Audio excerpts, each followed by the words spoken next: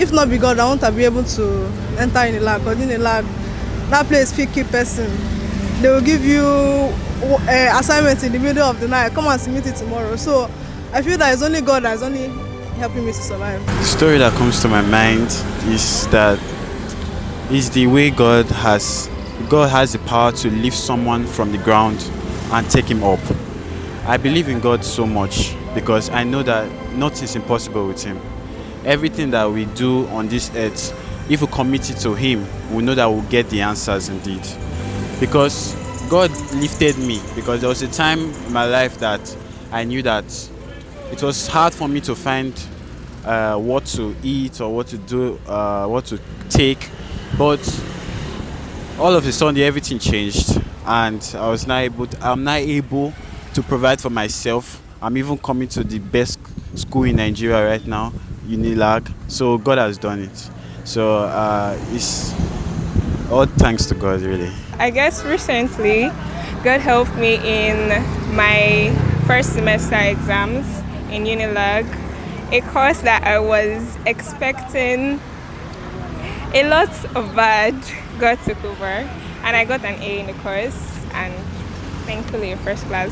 But apart from that, I think God is just knowing that Jesus is real helps me live every day. Talking about what God has done in my life, I'll deliberate on divine direction.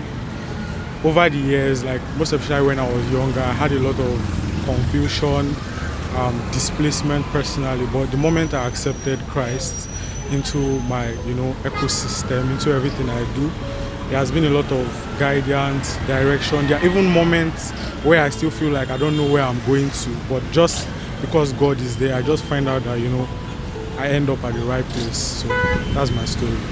I'll use myself as an example because personally for me, I never believed that I'll turn out to be a student of Unilag. I wrote JAMB like two times before getting to Unilag. That I even gave up. I was telling my parents that I don't want this school. This school, the Ashakara is too much. All of this, all of that. Let me just go to my state university that is easier for me. But then they were insistent that you must. It's closer to the house. It's easier for you, more accessible. You can easily just come home and rest. All those things and the risks to safety measures and all of that. So that was why they insisted on me still coming to Unilag. And then I just had a second thought, I just had a rethink that okay, these people that are actually entering this school, it's not as if they're not human beings, they are human beings too. But it's more like they have had this dedication. So that was when I now gave myself the courage, I now summoned the courage that okay, I can actually do this. I just have to study. But then in the process of studying, I was like, okay, God, I leave this to you too. If it works, it works. Because it's not, JAMB is not just your own efforts. You have to have God backing too. Because there are so many things that can happen, so many incidents, so many things that you might not even expect to happen. So that was how the second time. And the funny thing is, my preparation for the second time was not even of much difference with the first. For me, I wouldn't say the first time I prepared more than the second time. But the second time I was just lucky to see the things I read. And everything just worked in my favor because my score was good. It was good enough for me to get into Unilag. My post-UTME score, same. And the God that started it, just continue, finish it up to the point. First semester result was still good, now I'm in second semester. So it has just been going well like that. And I really thank God for all he has been doing. I never believed I would be here today. And at that time, I'll be looking at Unilag like, I'm on this school and I want to see how it is one day. I want to feel how it is to be a student of this school. But now, I don't see how I finish. So this is like a testimony that it's possible. There's nothing that is not possible. If it's meant to happen, it will happen. It might take time, it might take years, but just know that it's for the best. So you talked about getting an A and all of that in a course that you struggled with.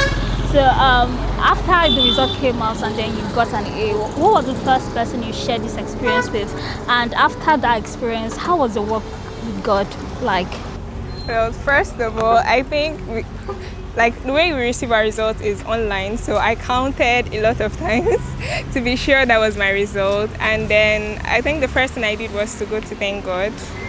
Then afterwards, I guess sharing with my classmates and then going to actually see the results because I was so unsure. Okay, so did this strengthen your faith in God? Yes, it did. And I'm taking that faith to go for my test today once again. Okay, so when you finally got that's your divine, what was that thing you said again? Divine direction, right? So, did it strengthen your faith in God? And what was that thing you did next after you got that? Okay, knowing that I'm being led by God presently in my life, my faith has increased. There are a lot of times I even make mistakes, but I'm still confident that at the end of the day, everything God does, it still works out for my good. So that's my confidence. So during that waiting period, the period that you were struggling to feed and all of that, did that change your perspective of God in your life as a Christian? No, that did not change it. I feel like, there's a purpose for everything. I feel like that process was what made my faith what made my faith stronger in God. What made me want to serve Him the more. What made me want to worship Him the more. So that time really made it happen like that.